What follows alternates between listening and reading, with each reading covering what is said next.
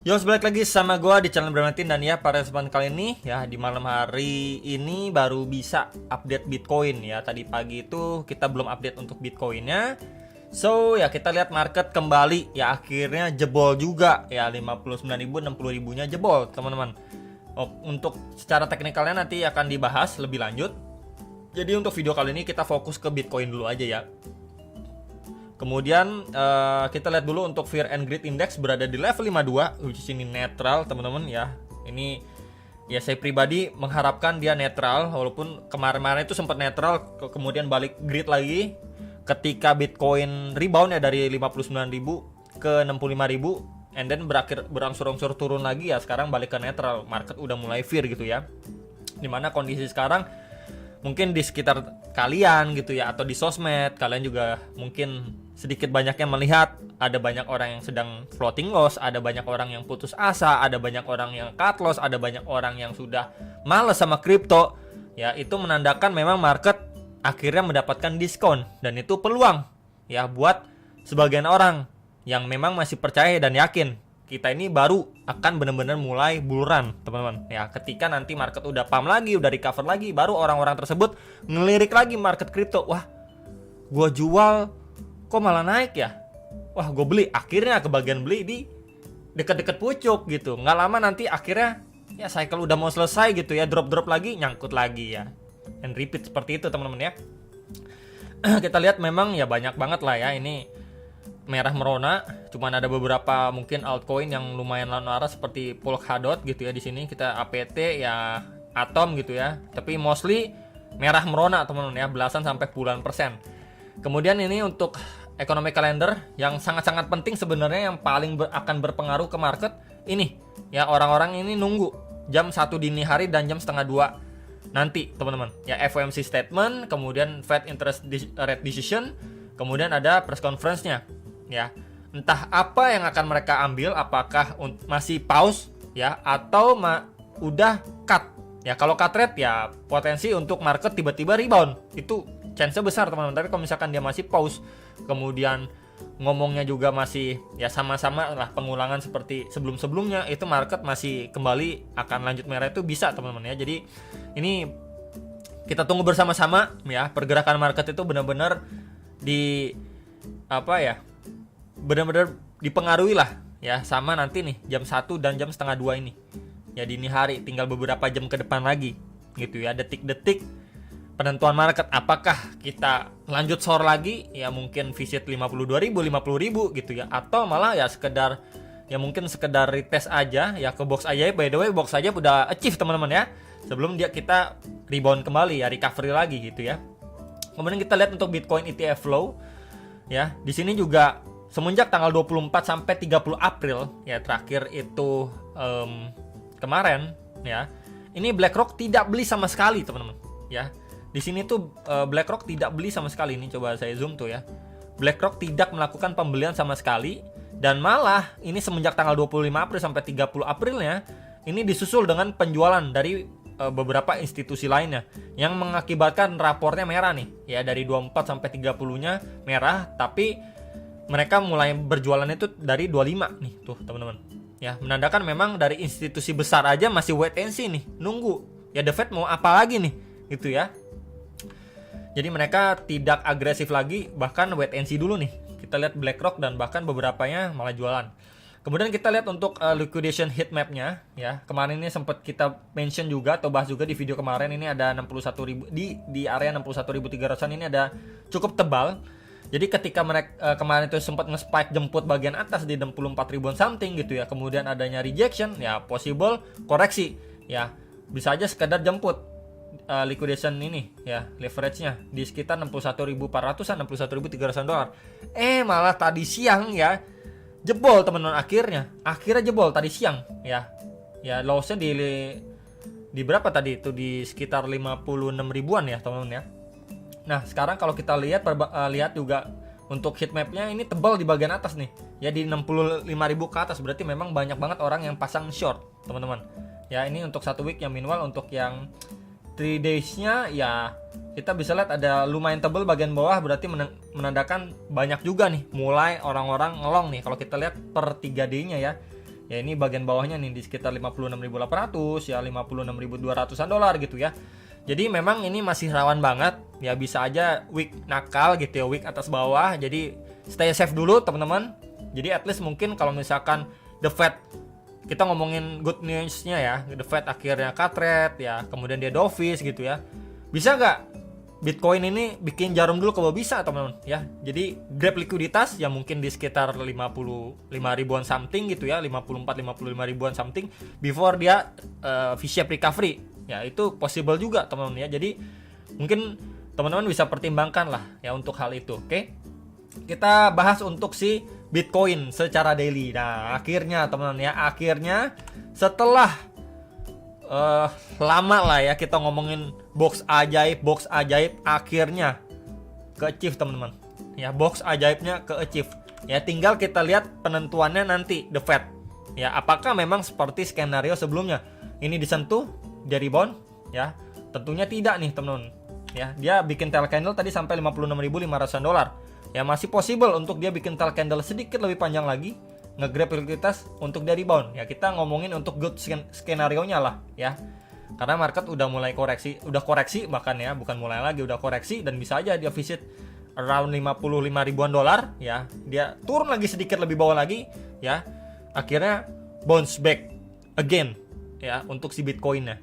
Ya, masih adanya chance untuk seperti ini, tapi kalau misalkan the Fed nanti masih pause, maka kita bersiap-siap ya untuk menjumpai rawa-rawa warna hijau ini teman-teman ya. Ini di sekitaran range 50.400 sampai 52.900-an dolar ya.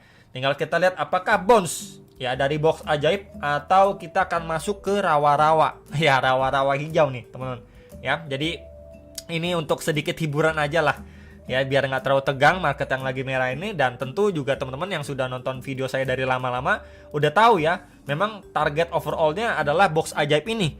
Tinggal penentuannya nanti the Fed itu ya, apakah merestui seperti ini atau memang kita harus dibawa turun lebih dalam lagi ya, masuk ke rawa-rawa ini, teritori selanjutnya ya.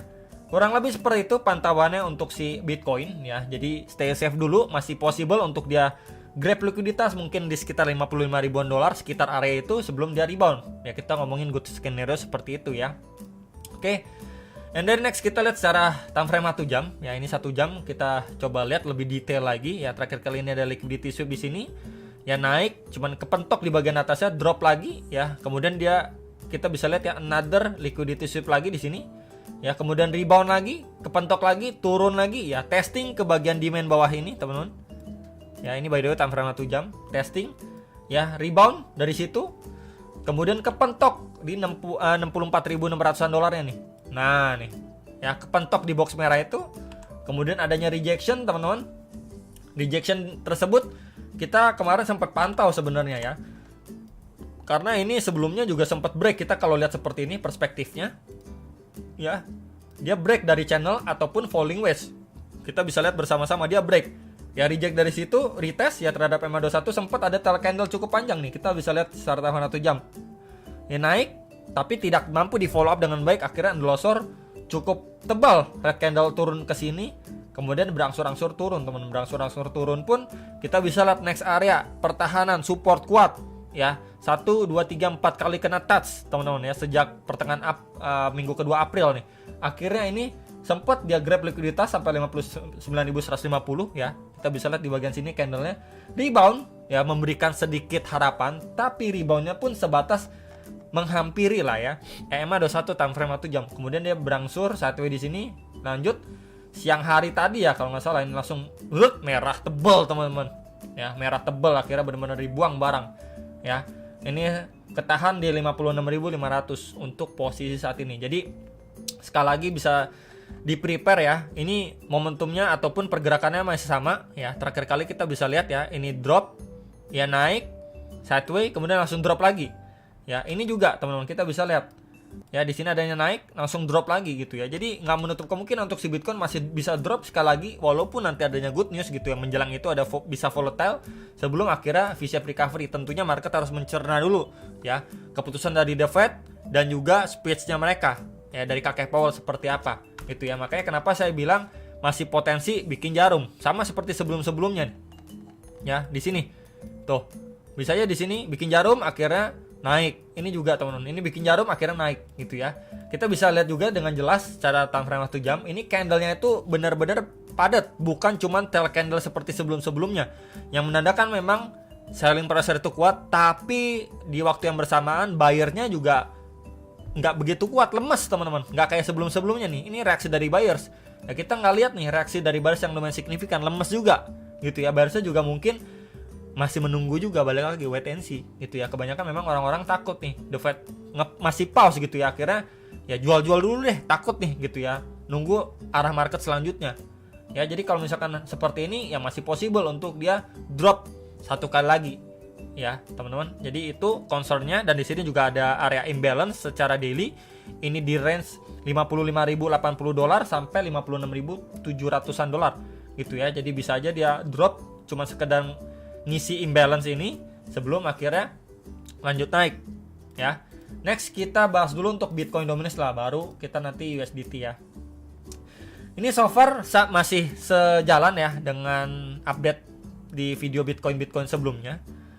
Kita bisa lihat dia breakdown dari falling wedge-nya ya. Di sini adanya SNR Bitcoin dominance sebelumnya ya.